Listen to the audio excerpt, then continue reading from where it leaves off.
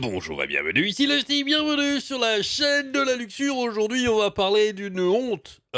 C'est scandaleux, c'est honteux, je n'ai plus de mots. C'est une déclaration du président pour la nouvelle année. Pour la nouvelle année du président de Square Enix. Et oui, Monsieur Yosuke Matsuda, vous allez voir, c'est lunaire. Je n'en reviens toujours pas, mais finalement, au moins on pourra dire qu'il est honnête. Mais bon, vous allez voir, en gros, c'est bon, en 2022, on va passer au fist. Voilà. Avant, on était gentil, maintenant, non, c'est fini. Nous aussi, on a envie de gagner de l'argent à foison, et bref. Et évidemment, on va parler de NFT, oui, parce que Square Enix, hein, pour ceux qui me suivent sur Twitter, si vous ne le faites pas encore, bah, c'est une erreur, donc allez-y.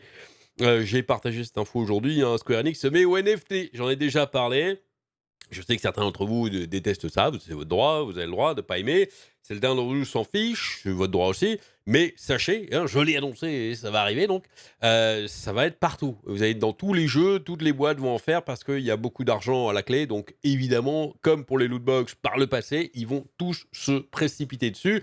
Et les derniers, bon, seront ceux qui, en général, gagneront moins d'argent. Donc autant y aller à fond tout de suite. Et c'est ce que fait Square Enix.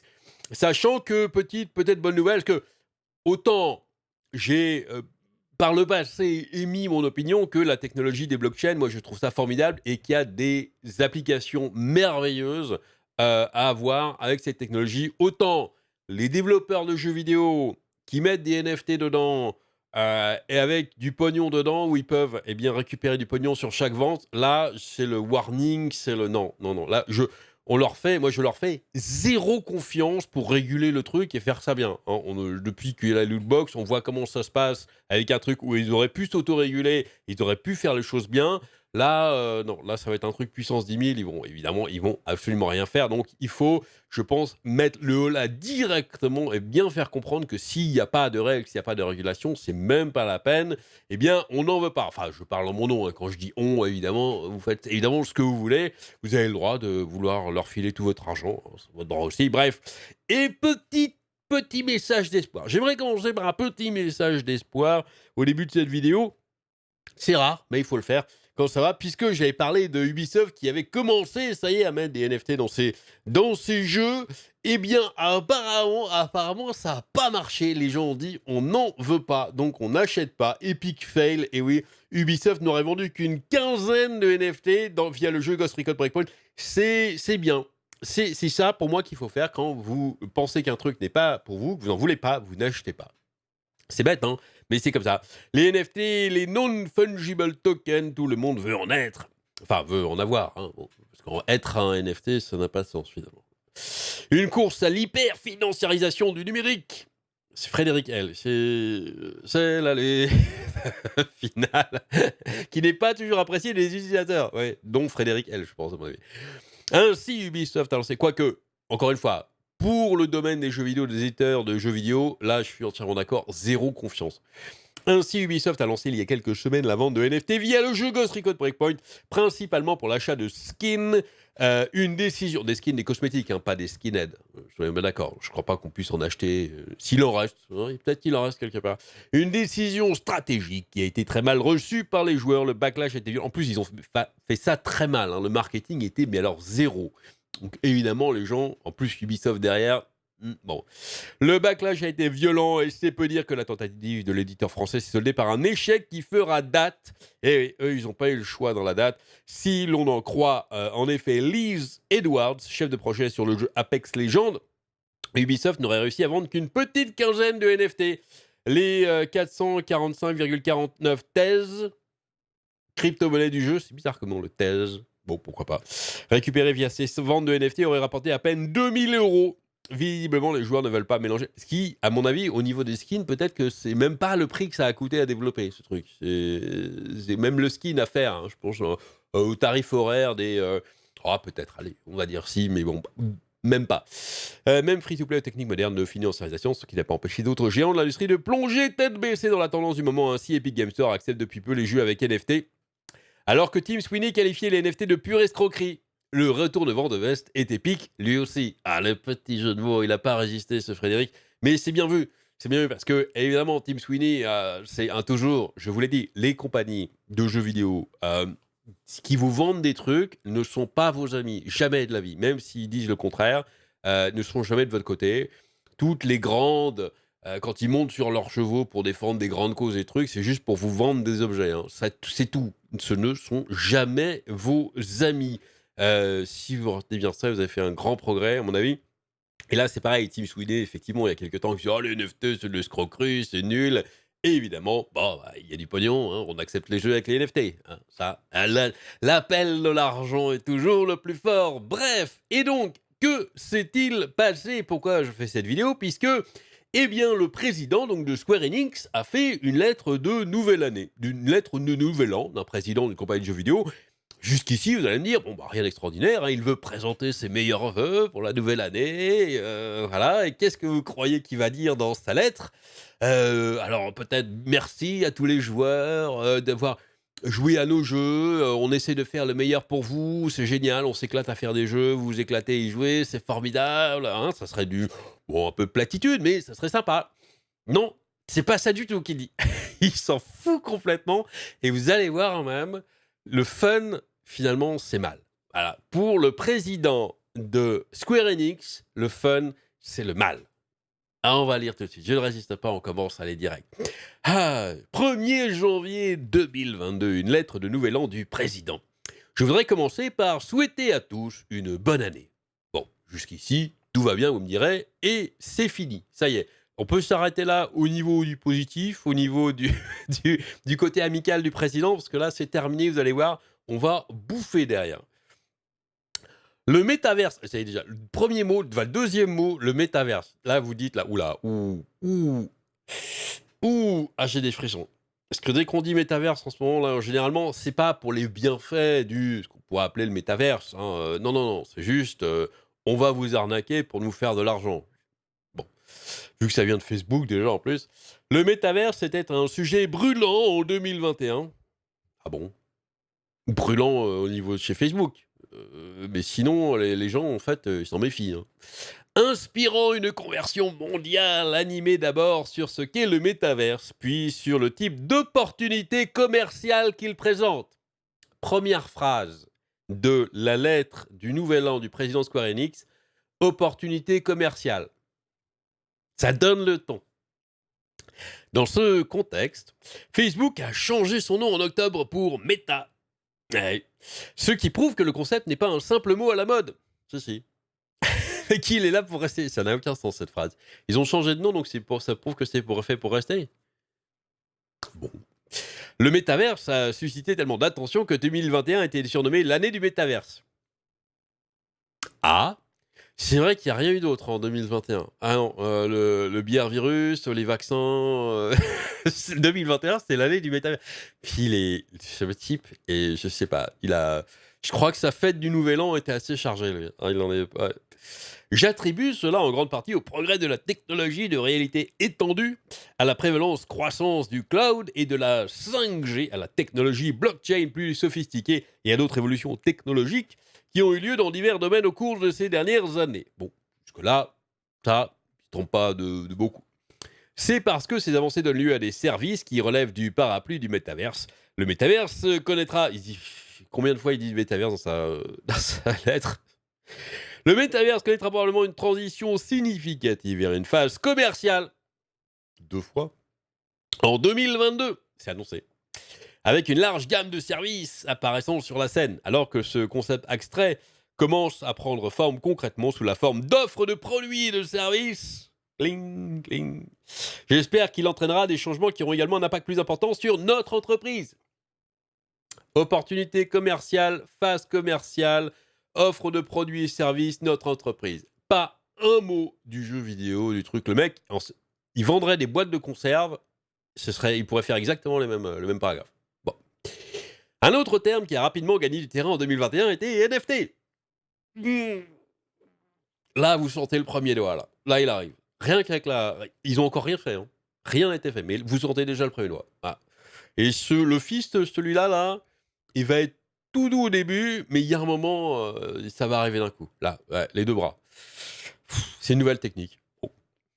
L'avènement des NFT utilisant la technologie blockchain a considérablement augmenté la liquidité des biens numériques, donc pognon, hein, permettant le commerce enfin, d'une variété de ces biens à des prix élevés. L'argent et suscitant des conversions. Mais je sais pas si c'est relu le gars, mais quand même, c'est chargé mais de termes financiers, de termes profit. C'est une lettre qui est pas faite pour les gens, c'est pas fait pour les clients. Ça c'est une lettre qui est faite pour les investisseurs. C'est une lettre aux investisseurs, ça, de Nouvel An. C'est pas une lettre aux clients, c'est pas possible. Bon. Je vois 2021 non seulement comme Metaverse année 1, mais aussi comme NFT année 1. Étant donné que ce fut une année au cours de laquelle les NFT ont été accueillis avec beaucoup d'enthousiasme par une base d'utilisateurs en expansion rapide. Surtout beaucoup de gens qui ont voulu spéculer et avec des œuvres numériques, hein, des œuvres graphiques numériques, des œuvres d'art, entre guillemets, hein, vous mettez ce que vous voulez derrière. Rapidement, je suis ça de relativement près au travers des réseaux sociaux, parce que je suis aussi les cryptos. Je peux vous assurer que la majeure partie des gens, la technologie derrière, ils s'en foutent un peu, hein. Ils veulent juste savoir sur laquelle mettre de l'argent pour récupérer de l'argent derrière. C'est un investissement financier, un point barre, pour le moment. Cependant, nous observons ici et là des exemples d'échanges surchauffés de biens numériques basés sur NFT avec des connotations quelque peu spéculatives. C'est purement ça, hein. Quelle que soit la valeur observée du contenu fourni, ce n'est évidemment pas une situation idéale, mais je m'attends à voir un éventuel droit de dimensionnement des offres de biens numériques à mesure qu'elles généralisent auprès du grand public. Ouais. Pour faire face à ces changements dans notre environnement commercial, virgule, la stratégie commerciale à moyen terme que nous avons dévoilée en mai 2020 a identifié l'IA, le cloud et les jeux de blockchain comme de nouveaux domaines sur lesquels nous devons concentrer nos investissements. Et nous avons par la suite été agressifs dans notre recherche et développement, efforts et investissements dans ces domaines. Dans le domaine de l'IA, nous avons créé Square Enix, blablabla. Bon, ça, pourquoi pas, hein. Les efforts de R&D de l'entreprise se concentrent principalement sur le traitement du langage naturel, les modèles mondiaux et la technologie de simulation. Ah, petit paragraphe, effectivement, sur ce qu'ils ont fait au sein de leur jeu, pourquoi pas, qui seront implémentés dans le futur au sein de leur jeu. Et je crois que là, c'est bon, c'est fini, hein. Et encore une fois, ça ne s'applique pas uniquement au jeu. Nous explorons les efforts potentiels dans l'espace cloud à partir de deux perspectives principales. La première consistant à tirer parti des technologies cloud pour distribuer du contenu, et la seconde à développer un contenu qui offre aux clients de nouvelles formes d'excitation permises par les attributs du cloud. Davantage d'infrastructures, davantage de serveurs pour Final Fantasy XIV. Il fallait que je lance une petite pique au travers, blablabla. Enfin, je passe. Les jeux blockchain, qu'il s'agisse de jeux solo ou en ligne, les jeux impliquent traditionnellement un flux unidirectionnel par lequel des créateurs comme nous fournissent un jeu aux consommateurs qui y jouent. En revanche, les jeux de blockchain qui ont émergé de leur balbutiement et entrent en chemin même dans une phase de croissance reposent sur le principe d'une économie symbolique et ont donc le potentiel de permettre une croissance de jeux autonomes. Croissance financière, évidemment, hein. Le jeu qui permet le plus une telle croissance de jeux autonomes est la diversité, à la fois dans la façon dont les gens interagissent avec le contenu interactif et dans les motivations. Les progrès des économies. Notez à chaque fois, faites une croix à chaque fois qu'il y a un mot comme ça, vous allez voir. Donneront probablement un nouvel élan à cette tendance, à la diversification. Le mot est lancé, hein. Les NFT, c'est de la diversification. Ouais, on voit pas trop le côté positif, là, pour le coup, mais bon. Je vois le concept de jouer pour gagner qui a tellement excité les gens comme un excellent exemple de cela. Jouer, c'est pas pour gagner au jeu, hein. Non, c'est pour gagner de l'argent. C'est-à-dire que vous jouez pour gagner des objets donc que vous pouvez revendre derrière et faire de la spéculation dessus. Et évidemment, plus l'objet est rare, plus vous allez pouvoir vous faire de l'argent dessus. Et à chaque transaction, l'entreprise de base va toucher son pourcentage. Voilà. Donc il le sait très bien, c'est une manne financière absolument colossale qui est bien plus que les lootbox.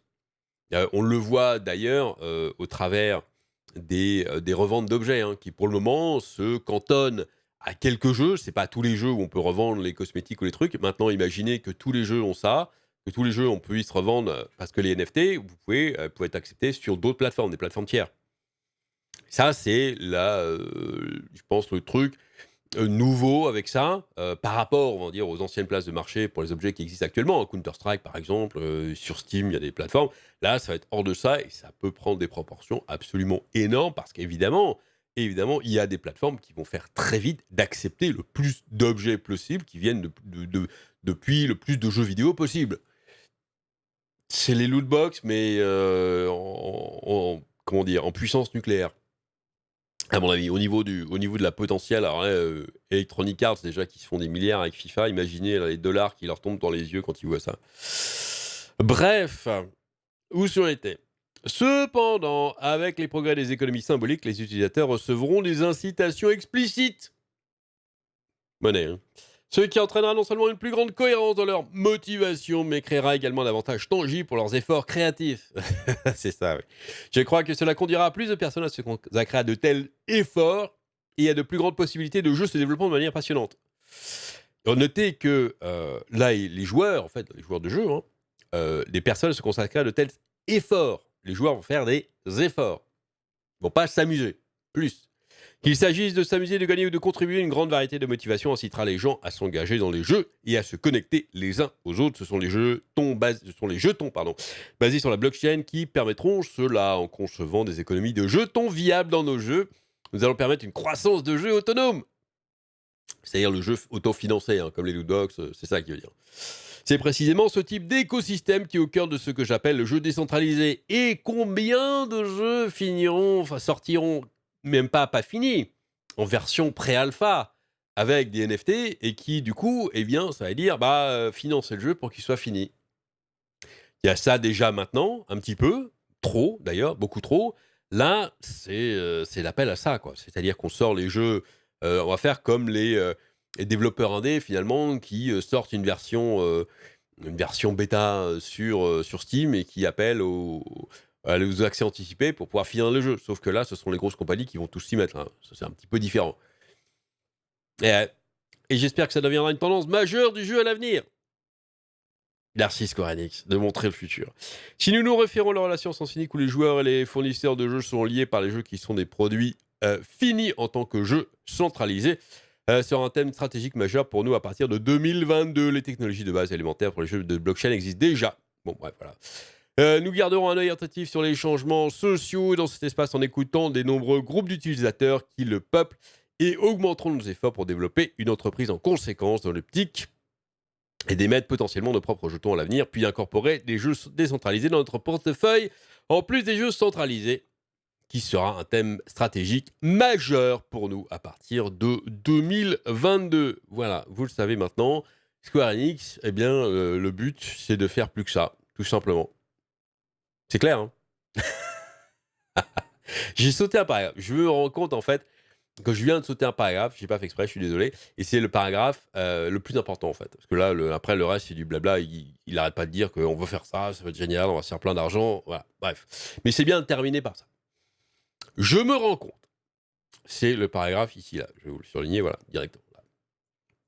Je me rends compte que certaines personnes qui jouent pour s'amuser, entre guillemets, il le met entre guillemets, hein, qui jouent pour s'amuser, et qui forment actuellement la majorité des joueurs, ont exprimé leurs réserves vis-à-vis de ces nouvelles tendances, et c'est compréhensible.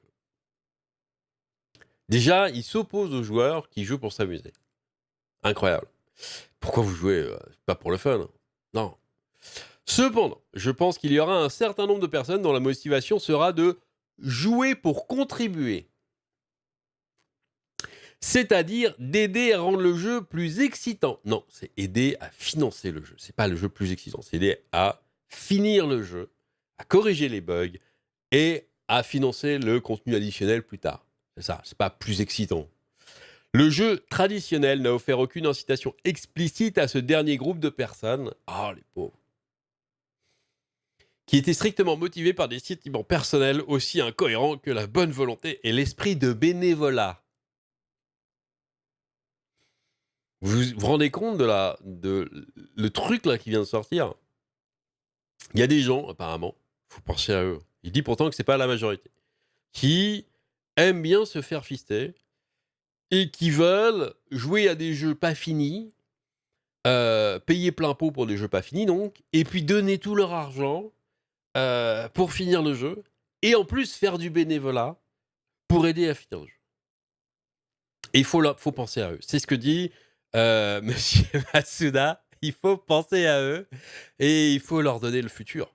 Clairement, ces gens-là, ce sont des, je sais pas, des espèces de j'ai des images qui se forment dans ma tête, des pigeons, mais les pigeons, c'est pas assez en fait. C'est carrément des pigeons qui aiment ça. Je Ce fait n'est pas étranger aux limitations des UGC, les contenus générés par les utilisateurs existants. L'UGC a été créé uniquement en raison du désir des individus de s'exprimer et non pas parce qu'il existait une situation explicite pour les récompenser de leur effort créatif. Par les trucs qui existent, bon, contenu généré par les utilisateurs, les modes, certainement, mais le mode est à l'opposé complètement de ce qu'ils veulent faire. Là. Complètement. C'est génial. Hein. Certaines personnes jouent pour s'amuser. Et il veut aller vers les autres personnes qui ne jouent pas pour s'amuser. C'est le but de Square Enix. Voilà, maintenant le ton est donné, les enfants. Vous savez à quelle sauce vous allez être mangés, en tout cas de la part de chez Square Enix, de la part peut-être de chez Ubisoft aussi. C'est ça, c'est le futur, parce que si Square Enix le fait et que ça marche, et qu'il commence à se faire plein d'argent, vous imaginez bien que les autres vont sauter dessus. Ils sont déjà en train de préparer évidemment tout ça. Hein. Ils sont tous en train de préparer. Il y a déjà des dossiers comme ça. Il y a déjà des essais qui sont internes. Il y a déjà plein de gens, je pense, en privé qui jouent à des jeux à NFT pour tester les trucs. Tout est dans les bacs. C'est prêt pour 2022. C'est parti. La nouvelle année. La nouvelle année est lancée. Ah, ça va être bon. Ah ouais, préparez la vaseline. Hein. Achetez. Maintenant, je pense qu'il va y avoir des pénuries de vaseline très vite, comme le papier toilette pour le bière virus. Là, bientôt, c'est la vaseline, donc préparez. Achetez des seaux, des tonneaux, des trucs indirectement, parce que vous en aurez bien besoin. Allez, j'espère que cette petite vidéo vous aura plu. Dites-moi ce que vous en pensez dans les commentaires. Amusez-vous bien. Et à très bientôt.